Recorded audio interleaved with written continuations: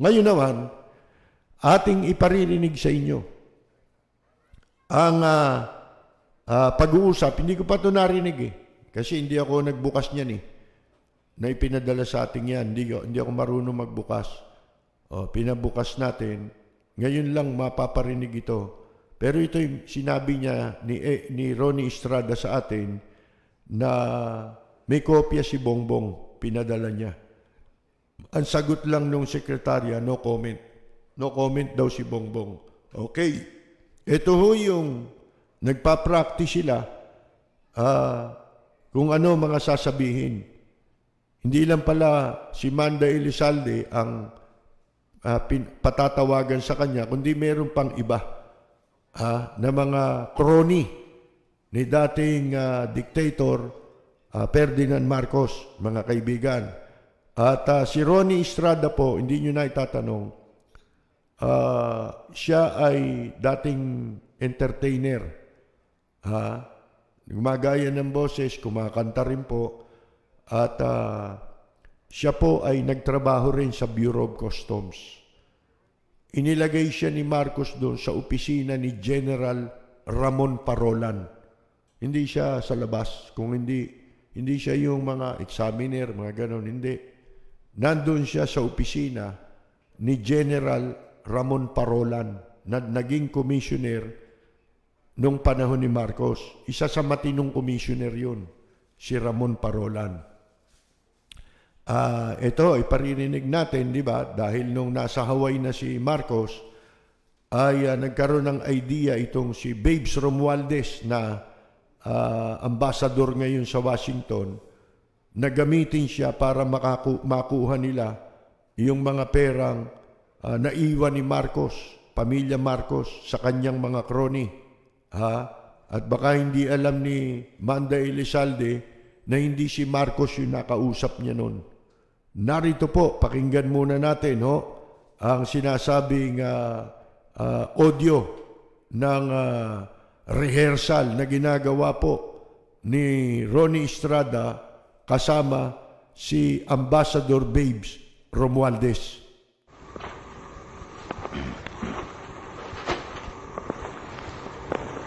Bumalik siya lang.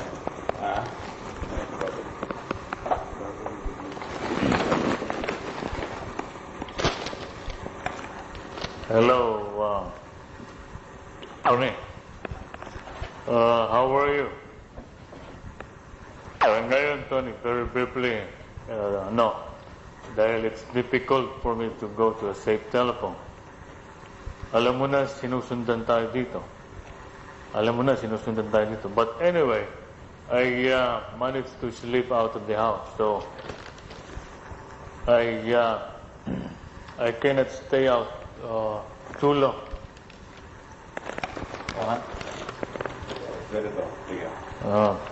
Tony, this is very important. Very many people know about this. Intonation. Hello, Tony. How are you? Good. Okay. Yan po boses ni Ngayon, Tony, very briefly, Ambassador dahil it is very difficult Babes for me to go to a safe telephone. Alam mo naman, sinusundan tayo dito. But anyway, I managed to sleep out of the house so that I can, so I cannot really stay out too long. Tony, this is very important. Not very many people know about this. Maski na ang mom mo hindi niya alam ito. So please do not discuss this with anyone. Something will happen in Manila within the next 2 weeks. Parang hinahang. Something will happen in Manila within the next 2 weeks. Kita tinawagan to ask for your help. If this is very important, please do not fail me on this one. We need you to deposit $6 million US dollars to an account in Hong Kong. Sandali lang. Can you take this down? Are you ready? Are you ready? In Hong Kong is the Wen Shanghai Bank. The account number is 56747 1164. And attention, Wong, HPP. Nakuha mo? Yes, sir. 6 million US dollars sa account number na yan. Dito mo yan. Yes, sir. Okay. Oh, sige, Tony. I really appreciate this. May babalik natin lahat yan, okay? Balik natin lahat yan. Okay, thank you and goodbye. So you're trying on the first few ones. Biya. Sir, okay. Hello, sir. Kausapin niyo ni Sir dito sa Angulo. Wala. Hello, Tony. How are you? Ngayon, Tony, very briefly. Dahil it's difficult for me to go to a safe telephone. Alam mo na, sinusundan tayo dito. But anyway, I managed to sleep out of the house, so I cannot stay out too long. Tony, this is very important. Not very many people know about this. This is very important. Parang emphasize. This is very important. Not very many people know about this. Maski ang mom mo, hindi niya alam ito. So please do not discuss this with anyone. Something will happen in Manila within the next 2 weeks. You do not discuss this with anyone. Para. Something is not. May news ka rin.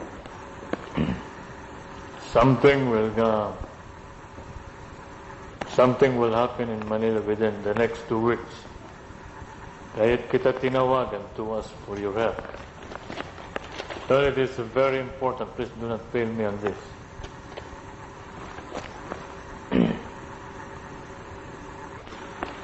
We need you to deposit the $6 million to an account in Hong Kong.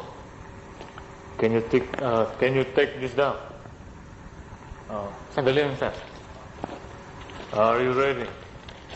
The bank in Hong Kong is the Hong Kong and Shanghai Bank. Account number is 567471164.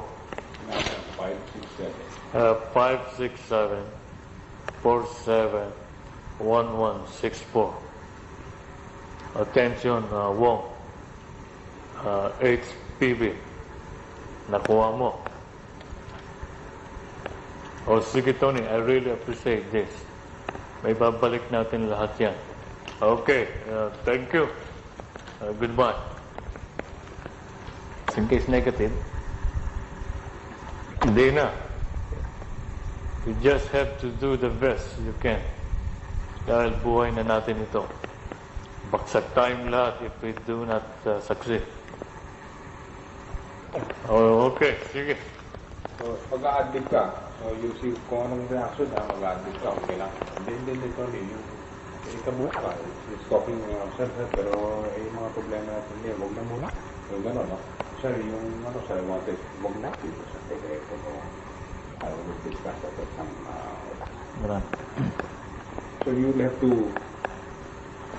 do that. In other words, some script mo na yan.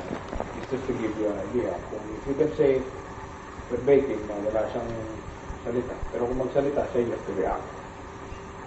Hindi din eh. Makinig ka muna, Tony. Pag hindi mo na ano, huwag na muna yan, Tony. But the important thing is that when you say something will happen in Manila, when you take this down, that is your account number. Nakuha mo ba? Yes, sir. Sige. Okay. Because brief and naiintindihan mo. If he wants to repeat the number, let him repeat it. Para sigurado. Alam niya na gagawin doon? Oh, ano yun? May tanong niya. Sir, how I will arrange this matter? Sir, when you transfer mo, try to time to do your best. You have to do it. We have very little time.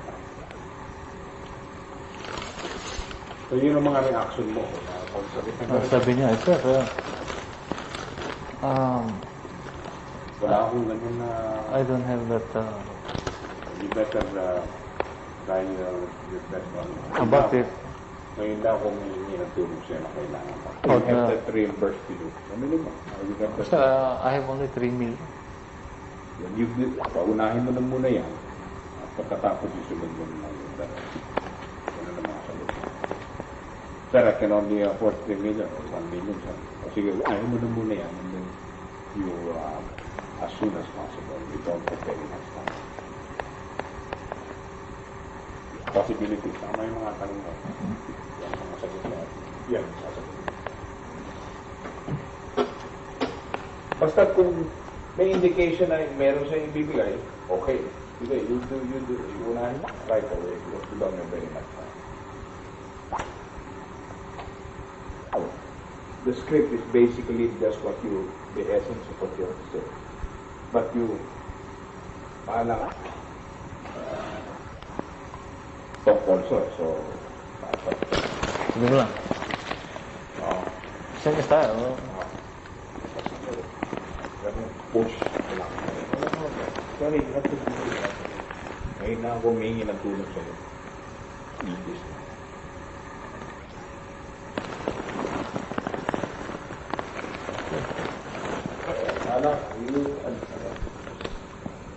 Rehearse it.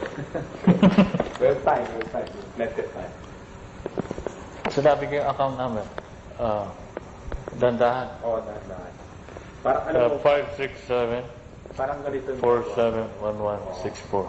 It will look like you are reading. And in fact, you are reading. So parang nagbabasa ka. Ito, Hong Kong Bank, 567 Parang you're getting your classes. No. Actually, The bank in Hong Kong is the Hong Kong and Shanghai Bank. The account number is 567 47 1164. Attention, Wong, HPB. Aqua mo. parang you're, so that you will get it at the same time. Nagbabasa. Di ba ito si Tony sumrender?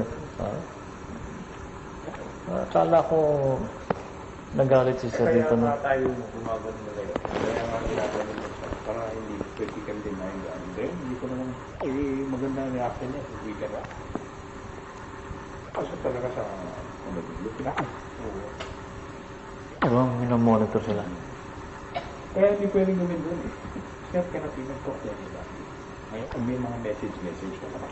Abig. Magugulat. Nakuha natin ito. Sabi mo, sir, how did you get my number? Kaya ako sabihin mo, sir, sabihin ko na ng kepe or sabihin, sir, sabihin ko kaya ako ganito. Hindi nila, just between the two. Mas kinakaman mo nga, hindi na alam mo. So, do not discuss it with anyone. It's very critical that you do not discuss. Ganun lang. Saka talagang delikado kung discuss it with anyone. Kahit sinasabi na sa kanya, meron pa naman sa kanya. But if he talks, says anything, around here, sir can say, I never told you. The reason why. Kung sila pinitig ko, di ba, di ko talk to them sa kanila. Sa mga tao. Yan ang whole, that's the whole plan. Mhm. That's the reason why we're the ones doing it. So, may blessing siya.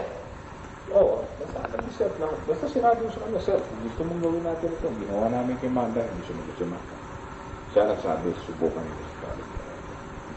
Diba si Buset, medyo na-charge doon sa akin. Di ba siya hinaras? Kaya hindi nakaras siya. Pero ulo na. Lumalaro lang. Pero si Tony tutulong yan. Alam mo ba? Ang gawa natin dito really is baka sakaling makalusot tayo. Make it one na. Try ka, sir? Kung ano hingi natin ito. Ganun lang yan. Yan ang investment natin. That's your investment. So,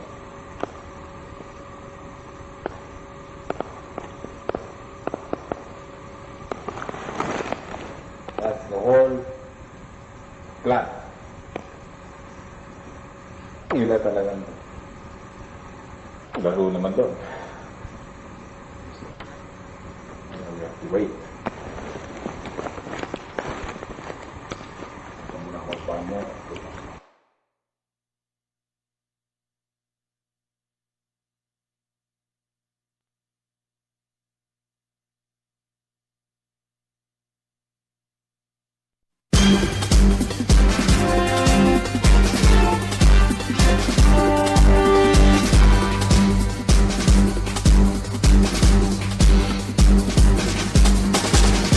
Si Percy Lapid, bumabanat.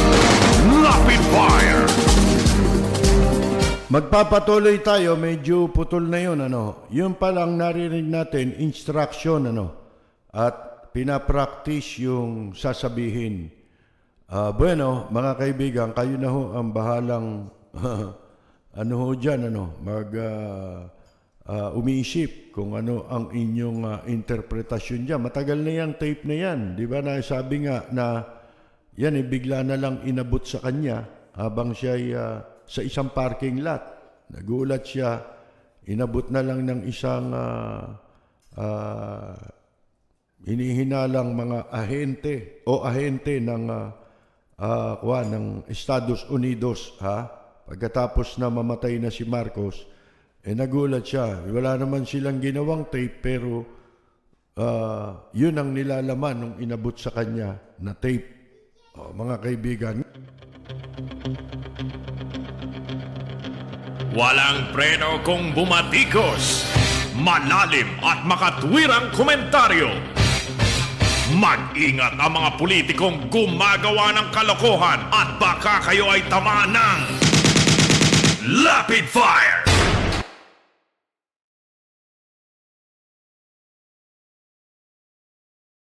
napakalalim ng molestya nitong administrasyong ito at nitong mga kandidatong kalaban ni Vice President Leni Robredo sa China.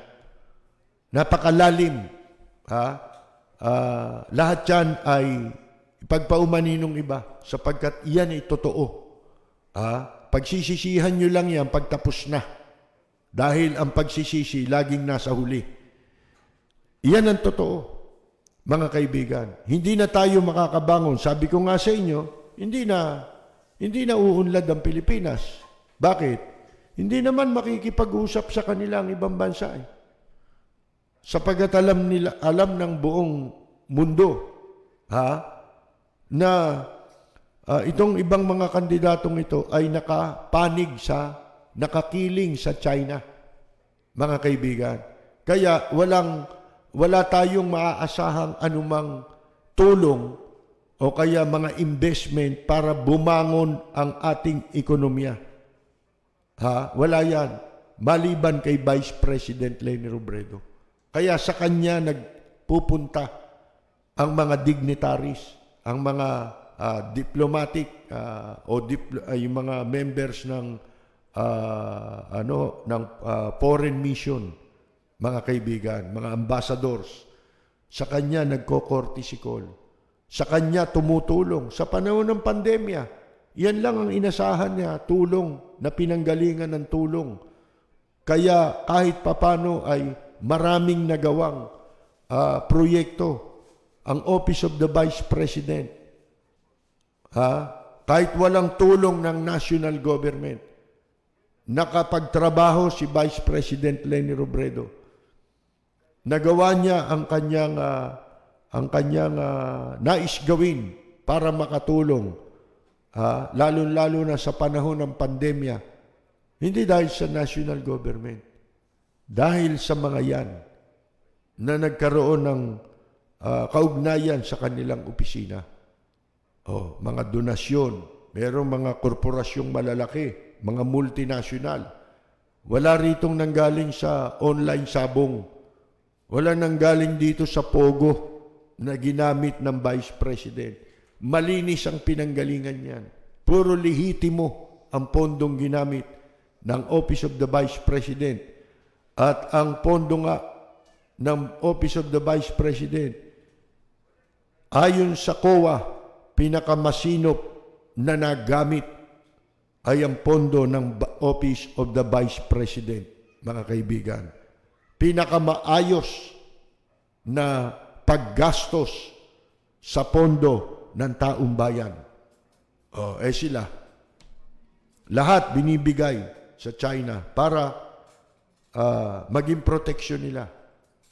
At yun na ang magiging katapusan ng Pilipinas.